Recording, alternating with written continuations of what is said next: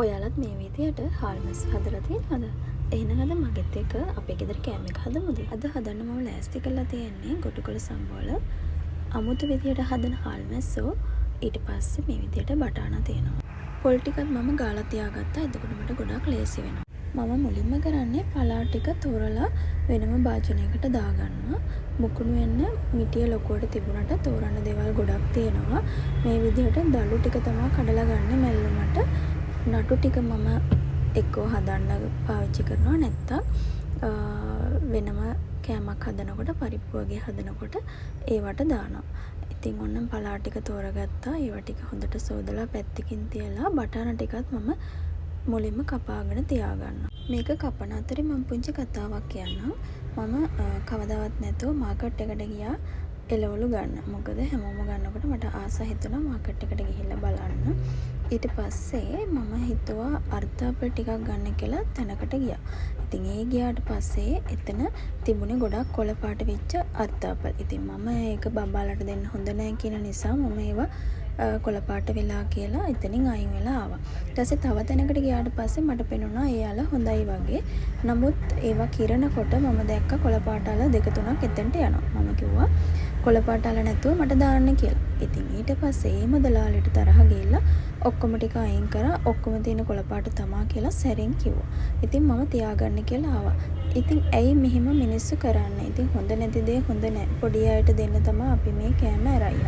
ඉතින් Tamanට මුදල් අවශ්‍යතාවයක් තිබුණා කියලා නරක දේවල් කෑමට දෙන්න සුදුසු නැහැ. ඉතින් ඒ කතාවත් මතක් කරන අතරේ තව දෙයක් කියන්න ඕනේ. ඔයාට ගන්න අවශ්‍ය දේ අවශ්‍ය විදිහට ගන්න. එයාලට උවමනාවට අපේ අවශ්‍යතාවයල් සපුරා ගන්න ඉඩ දෙන්න එපා. ඉතින් මම ඒ එළවලු ටික හැමෝම තියලා ආවා. ඉතින් ඔන්න ඕකයි කතන්දරේ. එහෙනම් දැන් අපි ලුණු ටික කපා ගමු. කරපිංචා ටිකත් මේ විදිහට කොළ ටික කඩාගත්තා. සුපුරුදු පරිදි තාම නයි මිරිස් ඉතුරු වෙලා තියෙනවා. ඉතින් ඒ වගේ කරල් දෙක තුනකුත් කපාගත්තා වට්ටක් එකට දාන්න. කපාගෙන දේවල් හැමදාමත් කෙනා වගේ එකවර කපලා තියාගන්න එක මගේ පුරුද්දක්. එතකොට මට ගොඩක් ලේසි ඉක්මනට උයාගන්න.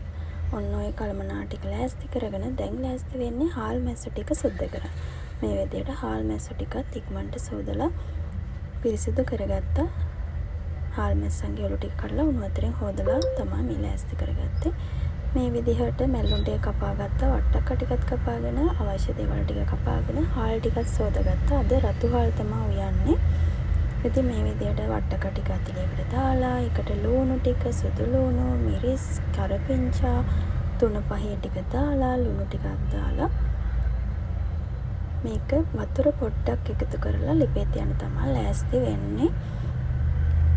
ඔයාලා ලුණු එකතු කරනකොට කොහොමද එකතු කරන්නේ? උයලා ඉවර වෙලාද නැත්නම් උයන්න මේ විදිහට සෝදානම් කරනකොටමද?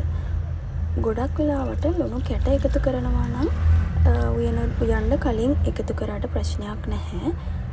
මොකද අයඩින් සහිත කුඩු ලුණු කුඩු එකතු කරනකොට උයලා ඉවරුණාට පස්සේ එකතු කරන එක තමයි වඩාත් හොඳ. මොකද අයඩින් ටික විනාශ වෙනවා අධික රත් වීම නිසා. ඉතින් ඒ විදිහට ලෑස්ති කරලා මම මැල්ලුමට අවශ්‍ය පොල් ටිකත් ලුණු ටික එකතු කරලා අනාගත්තා. මේ ලෑස්ති වෙන්නේ මැල්ලුම් ටික මලවා ගන්න. මැල්ලුම් ටික ගොඩාක් අඩු ගින්දරේ විනාඩි 2-3ක් වැඩිම විනාඩි 4-5ක් විතර මැල්ලුම මලවා ගන්නවා. ඉතින් ඒ අතරේ වට්ටක්ක ටිකට එකතු කරපු වතුර ටිකත් හිඳිලා හොඳට වට්ටක්ක ටික තැම්බිලා තිබුණා. ඊට පස්සේ මිටි කිරි ටික එකතු කරලා මේ විදිහට තක්කාලි ටිකත් අවසානට එකතු කරා. දැන් නම් හොඳ සුවඳකුත් එනවා. මැල්ලුමත් ඔය අතරේ හොඳට මැලවිලා මැල්ලුම මලවලා ඉවරුණ ගමන් භාජනයකට මාරු කරගන්න. මොකද නැත්තම් තවත් මැල්ලුම මැලවෙන්න බලනවා. ඉතින් දැන් තමයි හොඳම වැඩේ තියෙන්නේ හාල් මැස්සු අමුතු ක්‍රමයට හදන එක. හාල් මැස්සු ටික හොදලා පිරිසිදු කරගෙන ඒකට බිත්තරයක් මේ විදිහට කලලා එකතු කරගන්න.